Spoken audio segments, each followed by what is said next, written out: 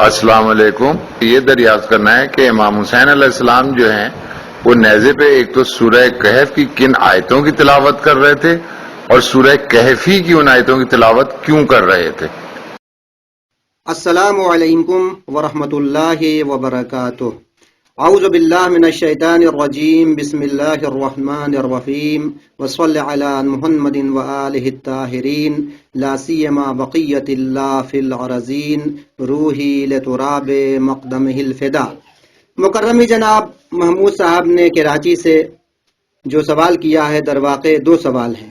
ایک یہ ہے کہ امام حسین علیہ السلام نے نوک نیزہ پر سورہ کہف کی کن آیتوں کی تلاوت کی.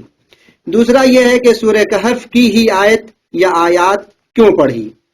اصل جواب دینے کے پہلے یہ بات عرض کر دوں کہ امام حسین کے کٹے سر مبارک نے صرف سورہ کہف کی آیت نہیں پڑھی، بلکہ مختلف مقامات اور جگہوں پر مناسبت سے آیتوں کی تلاوت کی ہے. ایک نمونہ پیش خدمت ہے. نقل ہوا ہے کہ ایک یہودی نے سنا کہ امام کے کٹے سر سے سورہ شعراء کی آخری آیت، جس کو معمولاً ذاکرین کرام آخر میں پڑھتے ہیں، یعنی وَسَيَعْلَمُ الَّذِينَ ظَلَمُوا أَيَّ مُنْقَلَبٍ يَنْقَلِبُونَ کی آواز آ رہی ہے. ظالموں کو عنقریب معلوم ہو جائے گا کہ وہ کس انجام کو پلٹ کر جائیں گے. امام کی کرامت و معجزے کو دیکھ کر وہ مسلمان بھی ہو گیا. جیسا کہ عرض کیا، سورہ کہف کے علاوہ بھی مختلف آیتوں کی تلاوت مناسبت سے کوفے و شام میں کی. اس سے صرف نظر کرتا ہوں. اب اصل سوال کا جواب. سورہ کہف کی کن آیتوں کی تلاوت کی؟ اس حوالے سے معروف و مشہور دو طرح کی روایت ملتی ہے. ایک یہ ہے کہ سورہ کہف کی آیت نمبر 9 سے 13 تک کی تلاوت کی. ان دونوں روایتوں میں زیادہ معروف و مشہور یہ ہے کہ سورہ کہف کی آیت نمبر 9 کی تلاوت کی. ام حسبت ان اصحاب الکہف والرقیم کانوا من آیاتنا عجبا. کیا آپ یہ خیال کرتے ہیں کہ غار اور کتبے والے ہماری قابل تعجب نشانیوں میں سے تھے؟ کہف وسیع غار کے معنوں میں ہے اور رقیم بمانے مرقوم ہے، جیسے قتیل بمانے مقتول آتا ہے. اسی طرح مرقوم کتبہ کے معنوں میں ہے، چونکہ اصحاب کہف کے مزار پر ایک لوح نصب کی گئی تھی جس پر ان کے نام و نسب اور ان کا واقعہ درج تھا، اسی لیے انہیں اصحاب الکہف والرقیم کہا جاتا ہے. دوسرا سوال زیادہ مہم ہے. سورہ کہف کی آیت کیوں پڑھی؟ توجہ فرمایا حضرات. اس کی مختلف وجہیں ہو سکتی ہیں، صرف چند کی طرف نہایت اختصار کے ساتھ اشارہ کر رہا ہوں. اصحاب کہف سب جوان تھے اور خدا جو تھے. ان کے دور کا بادشاہ دقیانوس کافر تھا، ظالم تھا، بہت سارے ظلم کیے. اس کے دور میں انحراف، گمراہی پائی جاتی تھی. اصحاب کہف نے اپنے عقیدے کی حفاظت کے ساتھ ساتھ ظالم بادشاہ وقت اور گمراہی کا مقابلہ کیا. امام حسین علیہ السلام نے بھی ظالم و جابر بادشاہ اور انحراف کا مقابلہ کیا. در واقع امام بتانا چاہتے تھے کہ سب کو، مخصوصاً جوانوں کو، اصحاب کہف کی طرح پرآشوب دور میں اپنے عقیدے کی حفاظت کرتے ہوئے ظالم و جابر حکمراں اور بے راہ روی کا مقابلہ کرنا چاہیے، اور اس راہ میں سختیوں کو برداشت بھی کرنا چاہیے. جس طرح دقیانوس نے لوگوں کو حق و حقیقت اور عدالت سے دور کیا، اسی طرح یزید اور بنو امیہ کر رہے تھے. دقیانوس اور اصحاب کہف کے درمیان جنگ بت پرستی اور خدا پرستی کے درمیان تھی. اسی طرح امام کے دور میں بھی توحید خطرے میں تھی. امام نے سورہ کہف کی آیت تلاوت کر کے یہ بتایا کہ کفر و شرک اور بت پرستی کا مقابلہ کرنا چاہیے. آپ نے قیام حسینی کو بتایا.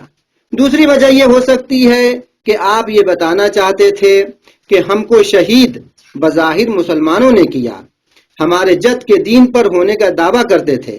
رسول اللہ کی رحلت یا شہادت کو 50 سال بھی نہیں گزرے تھے. ان لوگوں نے فرزند رسول کے ساتھ کیا کیا؟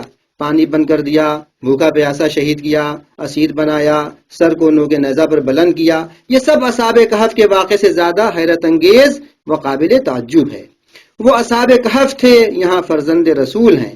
دونوں کی مظلومیت اور قیام کا مقایسہ نہیں کیا جا سکتا. امام حسین کہاں اور اصحاب کہف کہاں؟ اصحاب کہف کے بیدار ہونے سے زیادہ مہم امام کے کٹے سر سے تلاوت کی آواز آنا ہے.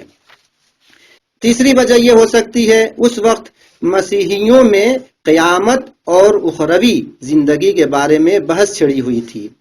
قیامت و حشر و نشر کے بارے میں شک کرتے تھے، خدا کس طرح دوبارہ زندہ کر سکتا ہے، اور منکرین قیامت کے مقابلے میں مومنین کے دلائل کمزور تھے۔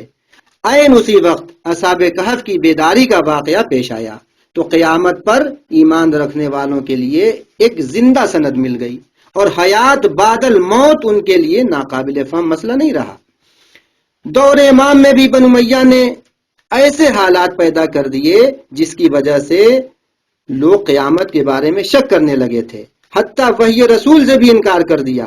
یزید کا معروف و مشہور شعر بھی آپ حضرات سنتے رہتے ہیں کہ اس نے وحی کا بھی انکار کر دیا اور اس کا بھی وہ منکر ہو گیا۔ امام نے سورہ کہف کی آیت تلاوت کر کے بتایا ایک دن قیامت آئے گی اور سب کا حساب و کتاب ہوگا، ظالم و جابر دھوکہ نہ کھائیں۔ آخر میں ایک چیز عرض کر کے اپنی بات ختم کرتا ہوں۔ امام کے سر بریدہ نے تلاوت کر کے یہ بتایا کہ حق ہمارے ساتھ ہے، ہمارا قیام الہی قیام ہے، ہمارے سر کو تن سے جدا کر سکتے ہو لیکن قرآن سے جدا نہیں کر سکتے، حق نابود نہیں ہو سکتا، ہمیشہ رہے گا۔ میرے سر کو بدن سے جدا کر کے نوک نیزے پر بلند کیا لیکن اس کے بعد بھی میں زندہ ہوں، ہماری حیات جاویدانی ہے۔ امام نے تلاوت کی، یہ یقیناً امام کا معجزہ و کرامت ہے۔ معجزہ اس بات حق کے لیے ہوتا ہے، لیکن وہابی اس بات سے انکار کرتے ہیں کہ امام کے سر بریدہ نے تلاوت کی، وہ اس کے منکر ہیں۔ یہ دشمنی اہل بیت رسول میں اتنے اندھے ہو جاتے ہیں کہ ان کو اپنی کتابوں کی باتیں بھی نظر نہیں آتی، وہ بھی نہیں دیکھ پاتے ہیں۔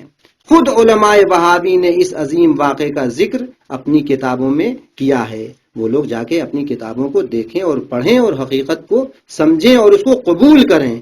مجھے امید ہے کہ انشاءاللہ یہ جواب کافی ہوگا۔ والسلام علیکم ورحمۃ اللہ وبرکاتہ۔ خادم دارالعطرت عظیم آباد پٹنہ، شعبہ سوالات قم ایران۔